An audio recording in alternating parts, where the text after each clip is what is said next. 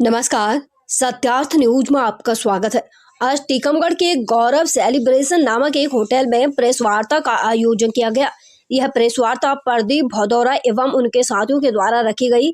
जैसा कि आपको मालूम है, टीकमगढ़ में अतिशय क्षेत्र पपौरा जी एक ट्रस्ट है जो चर्चा का विषय बन गया है। इस ट्रस्ट के दो गुट हैं जो एक दूसरे पर आरोप प्रत्यारोप लगाते रहते हैं। वैसे अगर कहा जाए तो घर और समाज की बात घर और समाज में ही रहनी चाहिए, लेकिन टीकमगढ़ में जैन समाज का यह मुद्दा कोर्ट कचहरी और पुलिस तक पहुंच चुका है और एक दूसरे पर आरोप प्रत्यारोप चालू हो गया। प्रेस वार्ता में प्रदीप भदौरा और उनके साथियों ने दूसरे गुट के ऊपर आरोप लगाते हुए अपनी बातों को मीडिया को बता रहे।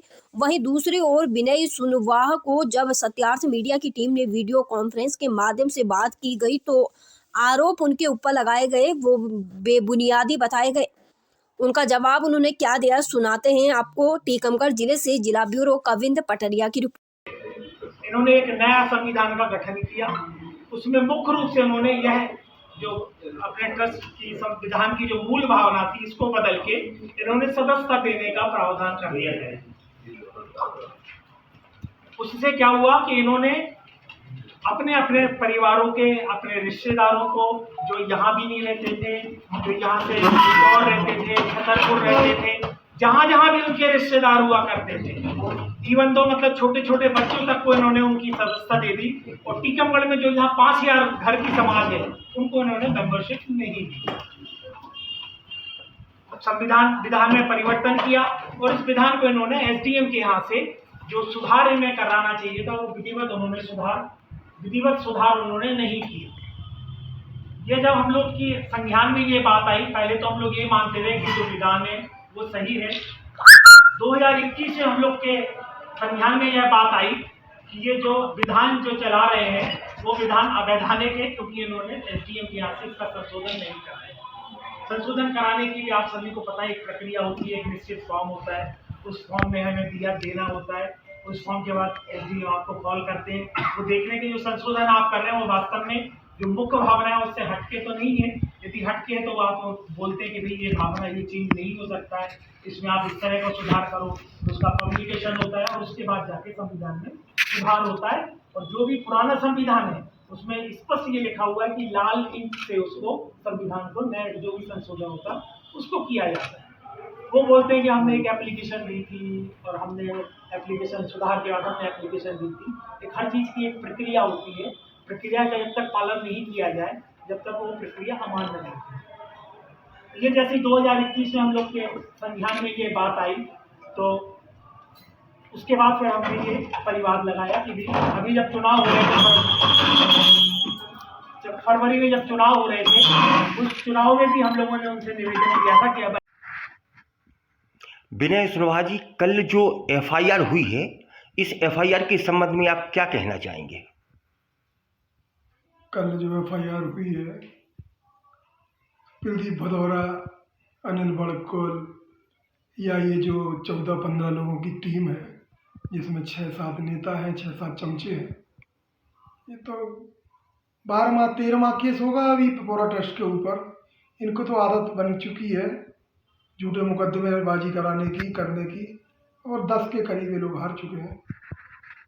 एक पहले से लंबित है जो कोर्ट में चल रहा है और एक ये एफआईआर जो कल कराई गई है कविंजी, उसके अंदर जांच के आदेश भी हुए हैं और जो जांच होगी तो दूध और पानी का पानी आपको पता चल जाएगा।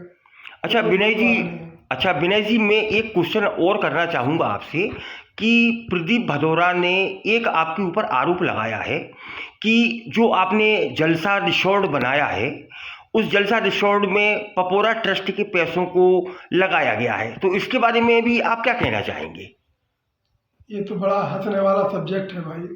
मेरी 58 साल की ये उम्र हो गई, हम एक संगठित परिवार में हैं, हम लोग 4 भाई हैं और हमारे पिताजी के संस्कार हम सभी लोगों को मिले हैं। जलसा रिसोर्ट तो अब बनाया, इसके पहले हमारा एक होटल और भी है टी मॉल के नाम से, आयल का काम भी है। जिस दिन से हमने ये जलसा रिसोर्ट का काम लगाया तो प्रदीप भदौरा और उनकी टीम चाहे तो कल सेंट्रल बैंक में जाके पहले दिन से पता कर लेगी कि भाई इस पर कितना लोन है और इसके कंस्ट्रक्शन में जो पेमेंट बैंक के माध्यम से हुए हैं उसको पूरा चेक कर देगी। ये कोई बड़ी बात थोड़ी है। लेकिन प्रदीप भदौरा के भाई अनिल भदौरा ने ढोंगा के पंचकल्याण का आज तक हिसाब दिया क्या? पूरी समाज को पता है, हम फिर से याद करा दे रहे हैं।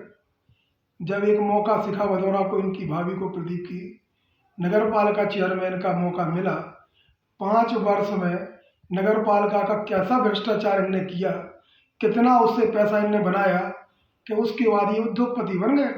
अभी 4-5 मिलें फैक्ट्रियाँ तो इनकी चल रही हैं। कहाँ से बन गई, कहाँ से चल गई, तो ये तो आरोप है।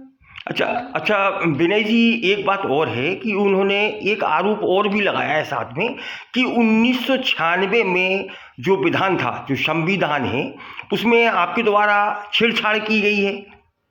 देखो 1996 में तो हम नहीं थे, वो जो हमारे पिताजी श्री कोमल चंद जी सुनवाहा उस समय मंत्री थे, 1976 का ये रजिस्टर्ड विधान जो है, और 1996 में जो इसमें संशोधन हुआ है, इसमें सदस्यता राशि को लेके हुआ है और लोकतंत्र के अनुसार चुनाव की प्रणाली को लेके हुआ है। क्योंकि इसके पहले मेले में हाथ उठा के इसकी कमेटी बनाई जाती थी और लोगों को मनाया जाता था, जैसे तैसे करके लोग क्षेत्रों का काम करने के लिए आते थे। जब एक निर्वाचन की पारदर्शी प्रक्रिया प्रारंभ करने के लिए इस बायलॉज में संशोधन किया गया, तो 9 सदस्यीय जो टीम थी, हमारे पिताजी अकेले नहीं थे उसमें, 8 लोग इस समाज से भी थे, जिसमें स्वर्गीय फूलचंद जी भदौरा भी एक मेंबर थे।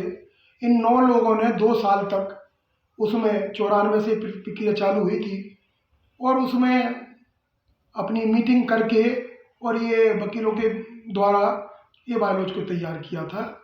इस बायलॉज की बाकायदा मूल जो विधान की प्रति थी वो श्रीमान रजिस्ट्रार न्यायालय में जमा कराई गई, उसकी पावती ली गई और उस पर ओरिजिनल जो मूल प्रति है वो आज भी पपोरा जी कार्यालय में रखी है। जिसको देखना हो वो देख सकता है। ये झूठ बोलते हैं, झूठ की इनकी आदत है और ये सोचते हैं कि ये दूसरों पे आरोप लगा के उनकी प्रतिष्ठा को बर्बाद कर देंगे। पूरी समाज को पता है ये सत्य क्या है इसका।